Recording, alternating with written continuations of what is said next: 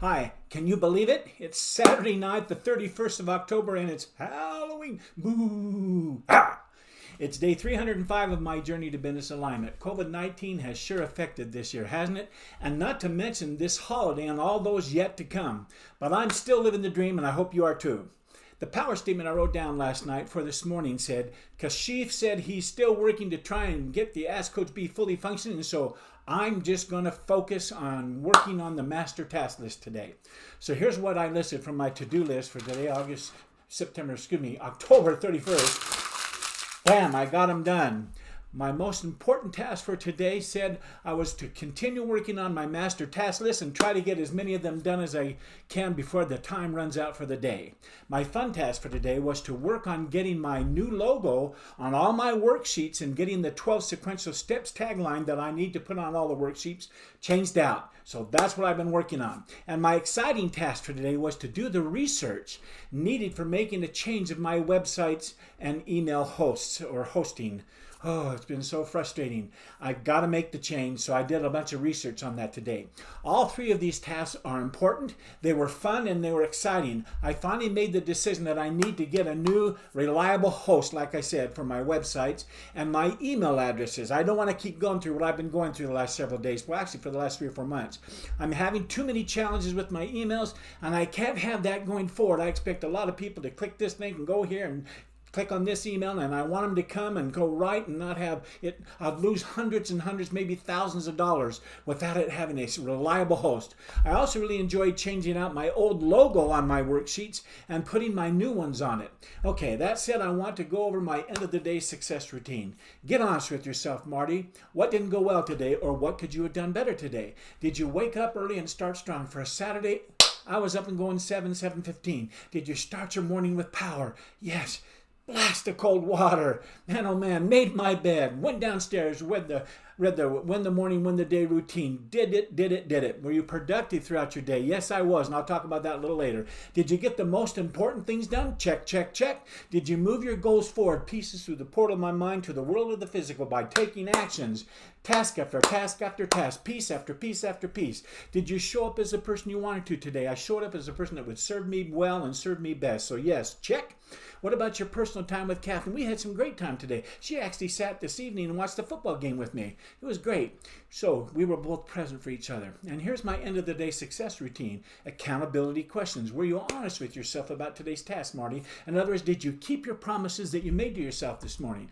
Well, since today was a Saturday, I wanted to have a little more fun today, but I still wanted to get as much done as I possibly could before the day ran out. So this morning I promised myself that I would focus on my master task list and get as many of those tasks done as I could before the football game I wanted to watch would come on TV later this evening, but it was earlier in the afternoon, about mid-afternoon. And so that's what I did. I worked steady and hard and consistent on getting some tasks done before the game came on, and so I feel great about the day. Bam, done. The next question is, what movies did you watch during your mindfulness time today, Marty? Did you make time for them? And were there any mistakes were there any new instant pre-play movies that your two amigos called on the screen of your mind? Well, I watched my must-see TV favorite 5 movies during the first part of my mindfulness time, and then I watched a short instant pre-play movie, and it was a movie of people arriving at my website, clicking and clicking and clicking. They were logging in and going to the Ask Coach B page to ask me questions. I was so excited to see that it actually was working.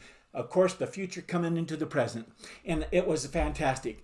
Going to the movies is such a powerful success principle because of how powerful the mind is and its power to imagine and create. My next question is, what's the one thing that would make all the difference going forward? What one thing can you do better tomorrow? Even if your day goes sideways getting it done, you'd still feel like success. Now turn into a power statement. Well, once again, it being Sunday tomorrow morning, my power statement simply says, I will spend the day relaxing with Kathleen and sharpening my saw. The next question I answered for my end of the day success routine, I'm tired. For the end of the day success routine is to ask myself, were there any mistakes or failures that you can think and recollect that you can turn into a total success going forward? Well, some might say that how I spent the later part of my afternoon watching a TV and watching a football game was a mistake because of all that I still have to get done.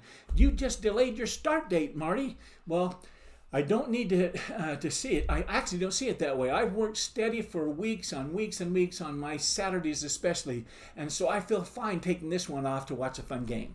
To me, I've learned and earned a part of my Saturday today, and it was a reward for how hard I've been working, and almost every Saturday for this entire year. So nope, I don't feel I made a mistake today, nor did I have a failure.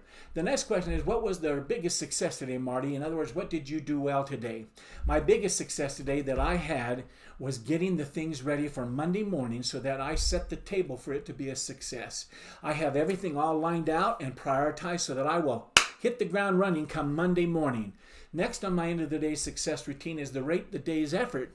Today, I feel like I gave it a 9 because I feel like I had worked at the speed of 10 all day today, but I'll go ahead and say a 9, or at least up until this afternoon. I did take a couple of hours off to watch that football game, so that's why I dinged it from a 10 down to a 9. So my work day today was cut short, and that's okay. I enjoyed it. Okay, I want to end the day strong. Here's what I'm grateful for today. I'm grateful for the principle that says, in the end, you have to be the source of your own lasting change. Period. Don't get me wrong. I'm not saying that there isn't room and it's not smart to have a great coach or an expert or a therapist or counselor. That's not what I'm saying. That's for sure. What I'm saying is after all is said and done, however, you and I alone are responsible for making the changes in ourselves so that our lives can be all that they deserve to be. These principles lead to the next thing I'm grateful for, the law of common denominators, which says we can have coaches, analysts, and expert advisors, some good and some bad, and they can analyze our problems for years. Some are successful, some may not be successful, but nothing changes in us until we change the sensations we have linked to our experience in our nervous system. And I call this linking such experiences together in our mind, I call it mapping. Our mapping. Every one of us have the capacity to change our mapping and change it quickly and powerfully. We do, if we understand and learn to manage the power of our own brain. I've learned that our brain, which is a marvelous gift, a miracle in fact, can help us accomplish virtually anything we desire. That's a fact. Its capacity is nearly unfathomable. Most of us know little about how it even works though, unless we learn how we can condition it to consistently produce the results we want in our lives. Next, I'm grateful for Ralph Waldo Emerson, who said this: to the dull mind, all nature is laden. To the illumined mind, the whole world burns and sparkles with light. End quote. In terms of our brain's intricacy and power, it defies even our greatest modern computer technologies. It's capable of processing up to 30 billion bits of information per second, and it boasts the equivalent of 6,000 miles of wiring and cabling. Isn't that pretty good mapping? Our nervous system contains 28 billion neurons, and each of these tiny little neurons are a tiny self-contained computer, and they're capable of processing about 1 million bits of information each. These neurons communicate with other neurons through our amazing network of 100,000 miles of nerve fibers. The power of our brains to process information is staggering, especially when you consider that a computer can make connections only one at a time, even the fastest one. By contrast, a reaction in one neuron can spread to hundreds of thousands of others in a span of less than 20 milliseconds, which is about 10 times less than it takes to blink your eye. With all this immense power at our disposal, why can't we get ourselves to feel happy consistently? Why can't we change a behavior like overeating or procrastinating? Why can't we immediately shake off depression, break through our frustrations, and feel joyous every day of our lives? Well, we can, but most of us have no clue how our brains really work. So we attempt to think our way into change when in reality our behavior is rooted in our nervous system, our mapping in the forms of physical connections. That's the mapping I'm talking about. I call it mapping because it's yours and my ticket to lasting change, making new mapping. I think I'm going to leave it there. Once again, the day just flew by and I'm all ready to go to bed. I'm stumbling so much, I'm tired. But until we meet again tomorrow night, right here at my laptop, I wish you all continued success. Good night.